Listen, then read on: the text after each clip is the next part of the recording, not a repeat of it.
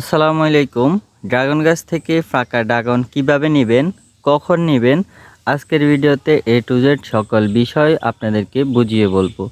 তো দেখেন আমার এখানে কিন্তু আজকে একবারে পাকা একটা ড্রাগন আছে। তো এই ড্রাগনটা কিন্তু আমরা কিন্তু বিক্রি করব না, তো সেক্ষেত্রে কিন্তু আপনারা মজিয়ে ড্রাগনটা উঠিয়ে নিতে পারেন। তো এই দেখেন আমার এখানে অনেক ড্রাগন আছে। এই যে দেখেন সারা গাছে আমার অনেক ড্রাগন আছে। তো আপনারা কিভাবে নেবেন দেখেন, ড্রাগনটা আমি একটু কাটা যুক্ত। তো এই যে দেখেন এটা আমি নিয়ে নিলাম। তো একেবারেই কিন্তু একবারে গাছ পাকনা অরিজিনাল ড্রাগন। তো এই যে দেখেন একবার নতুন নতুন অনেকগুলো ড্রাগন কিন্তু হয়েছে গাছে। তো আপনারা মূলত ড্রাগন প্রজেক্ট কিভাবে করবেন, যেমন হচ্ছে আমি এখন যেখানে ছিঁড়লাম একটা ড্রাগন গাছ। তো এই ড্রাগনের মূলত যে ডালটা আছে এটা হচ্ছে মাদার ডাল। তো এখানের যেই মাঝখানের এই ক্যারটটা আছে এখান দিয়ে কেটে আমরা কিন্তু রোপণ করব। তো সেক্ষেত্রে ড্রাগনের ফলন ভালো হবে, এমনকি মাদার ডাল থেকে ভালো, বিশেষ করে ভালো ফল দিবে, 1 বছরেই ফল দিবে। তো দেখেন আমি কিন্তু অলরেডি একটা সুন্দর ড্রাগন নিয়ে নিলাম। আর এখন বৃষ্টিতে কিন্তু অনেক ড্রাগন অলরেডি ফুটবে। আপনারা যদি একটু লক্ষ্য করেন ভিডিওতে কিন্তু দেখা যায় না, অনেক জায়গা দিয়ে নতুন করে বাইর হওয়া শুরু করছে। তো দেখেন আমাদের গাছে কিন্তু অনেকগুলো ড্রাগন ফল আছে।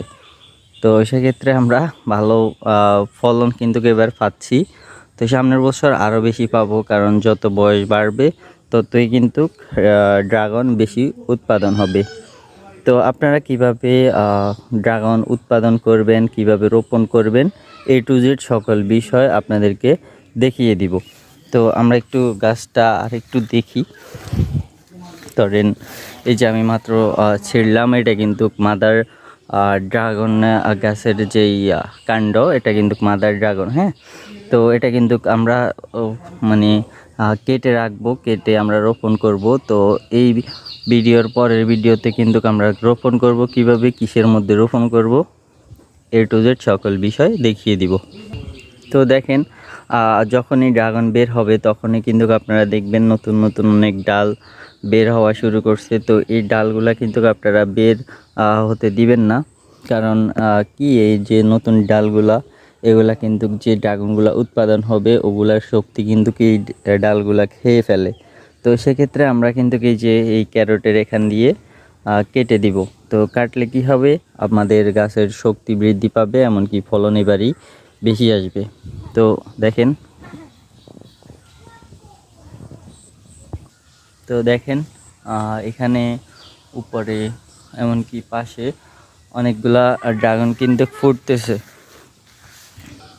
তো দেখেন সামনের বার কিন্তু আমরা 10-15টার মতনই কিন্তু ড্রাগন উত্তোলন করব।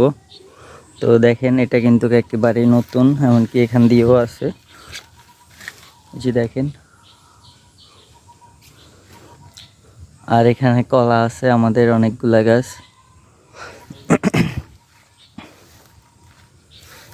এই যে দেখেন নিচের এগুলা কিন্তু আমরা একে একে সাফ করে দিব। এখন কারণ হচ্ছে কি, ধরেন নতুন গাছ তো কোনো যেন লাড়া না খায়, তো তার জন্য কিন্তু সাফ করা যাচ্ছে না।